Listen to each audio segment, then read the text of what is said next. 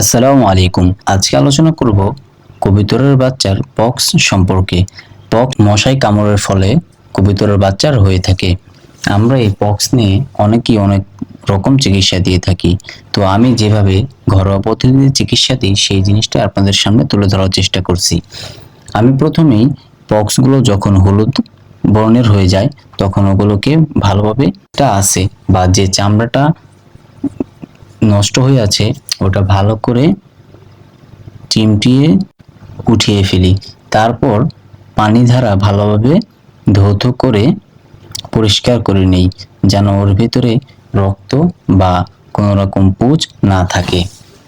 তারপর আমি ওই কাটা জায়গায় হলুদের লেপ দিয়ে দিই।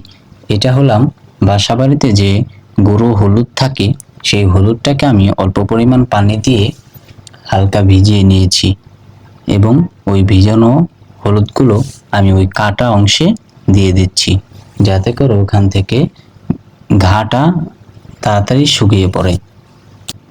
বেশিরভাগ ক্ষেত্রে কবুতরের পক্স হয়ে থাকে মুখে এবং মলদ্বারে। এতক্ষণ আপনারা দেখলেন মুখের কি অবস্থা হয়েছে, এখন দেখেন মলদ্বারে মশায় কামড়িয়ে একবারে মলদ্বারটা আটকে ফেলেছে, ফুলেছিল।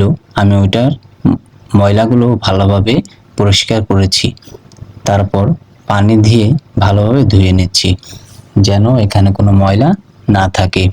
মলদ্বার যদি ফুলে থাকে তাহলে কিন্তু কবুতরের বাচ্চার পায়খানা করতে খুব কষ্ট হয়।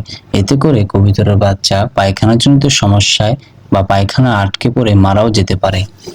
তারপর এই জায়গায় ভালোভাবে পরিষ্কার করার পর আমি এখানে হলুদের লেপ দিয়ে দিচ্ছি।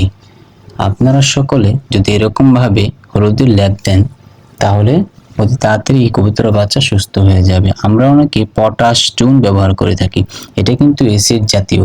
ওইটা ব্যবহার করলে কবুতরের ঘা জায়গায় খুবই জ্বালাপোড়া সৃষ্টি করে। আপনারা এরকম ভাবে হলুদের লেপ দেওয়ার পরে নাপা খাইয়ে দিবেন। মানুষের যে খাওয়ার নাপা ট্যাবলেট আছে ওইটার 1/4 ভাগ করে দিনে 2 বেলা খাইয়ে দিবেন। এতে করে ব্যথাজনিত কারণে কবুতরের বাচ্চার জ্বর বা শরীরের দুর্বলতা আসবে না। ইনশাল্লাহ কয়েকদিনের ভিতরেই কবুতর সুস্থ হয়ে পড়বে যদি এরকম ভাবে চিকিৎসা দিতে পারেন।